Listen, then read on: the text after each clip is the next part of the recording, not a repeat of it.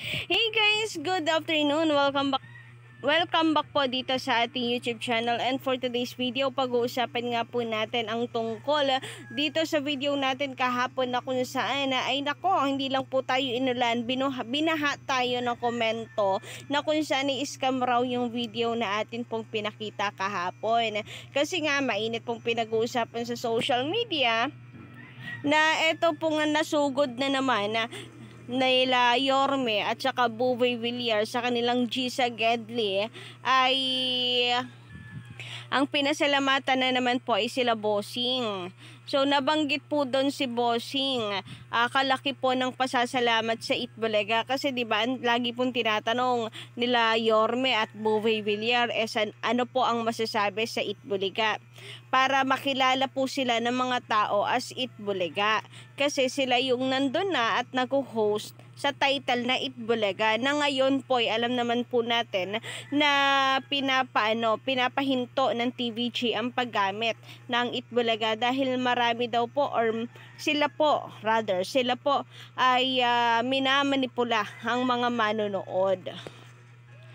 So kahapon nga po, ayan, sa kanila pong paglilibot, may nakatagpo na naman sila. Eto na naman po tayo sa panibagong serye. Parang napapadalas po ang pagpapahiya dito kina Yorme. For sure niya, nasasaktan din sila. And for sure po niyan sila Yorme ay dumadalangin araw-araw na sana ay lubusan na silang matanggap ng mga tao, na sana sila na ang makilala bilang Itbulaga host. Kasi ay lagi na lamang po nababanggit sila Bossing, Tito Vic and Joey, legit Tabrikats kami. Ang gusto pa rin nila ay yung dati, 'di ba? Kagaya ng sabi ni Tatay, ang masasabi niya sa Itbulaga ay yun pa rin dati, no? Tito Vic and Joey, malamang po ang tinutukoy niyan. Yun pa rin ang gusto nila, yung dati pa rin, kahit pakyawin niyo ang mga paninda at mamigay kayo ng papremyo. Itbulaga pa rin ng TVJ ang gusto ng mga tao. Yun nga lang sa video natin kahapon, kagabi, binaha po tayo ng mga komento na kung saan scam yung video, hindi totoo, fake news, lahat na lamang daw po issue, ganyan, problema daw po sa Gisa Gedli, problema din nila. Kasi nakinood po sila, alam naman po nila na hindi nila magugustuhan. And hindi naman namin po kasalanan na kung ganun po ang nangyari, no, sa episode po nila. Siyempre kami, magre-react po kami kasi pinagtatanggol namin ang TVJ, or kumbaga para sa amin, TVJ talaga pag sinabing Itbulaga ay TVJ. Itbulaga is TVJ, TVJ is Itbulaga. Na siyang napapatunayan every time po na may ganitong senaryo sa Gisa Gedli. So inaamin naman natin may fault tayo dyan dahil nga sa yung na-mute pala yung video, pero ngayon ipi-play po natin, sisiguraduhin natin na marinig ditong mga ng mga nagsasabi na wala daw pong katotohanan na pinapahiya or wala naman daw pong pagpapasalamat na ginawa ang contestant bang tawag ton, mga winner sa Gisa Gedli. Pinasalamatan si Bossing. So, narito nga po ang video mga kapatid.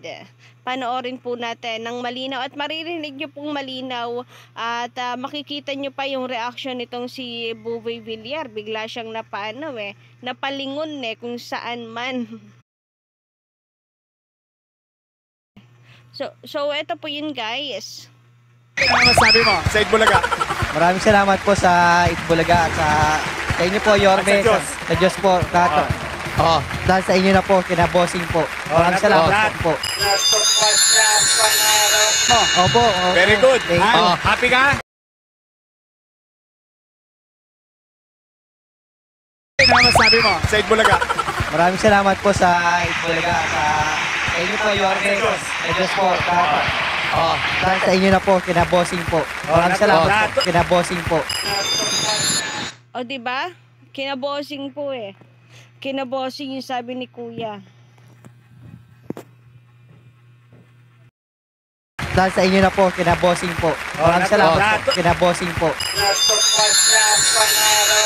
Opo. Very good. Happy ka? Ano masabi mo sa Itbulaga?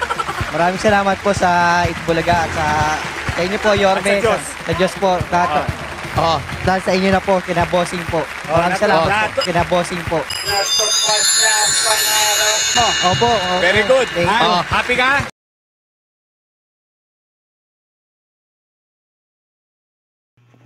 O, di ba guys, maririnig nyo, kinabossing po.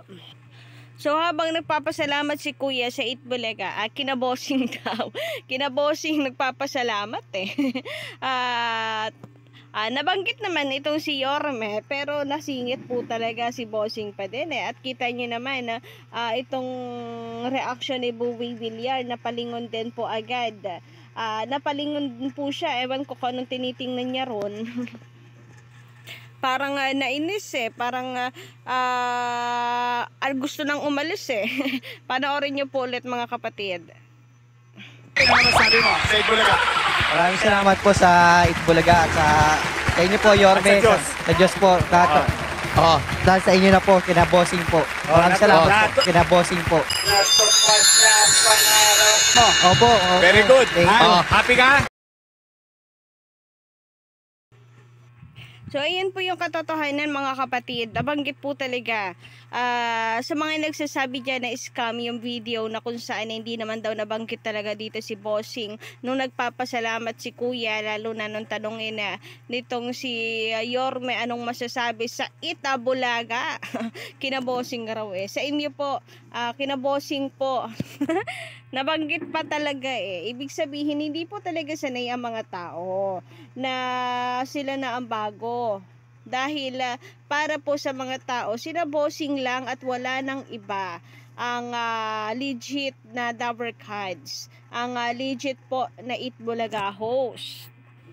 And mukhang more to come mga kapatid. Mukhang marami pa. Marami pa po talaga mga ganitong senaryo ang mangyayari mga kapatid.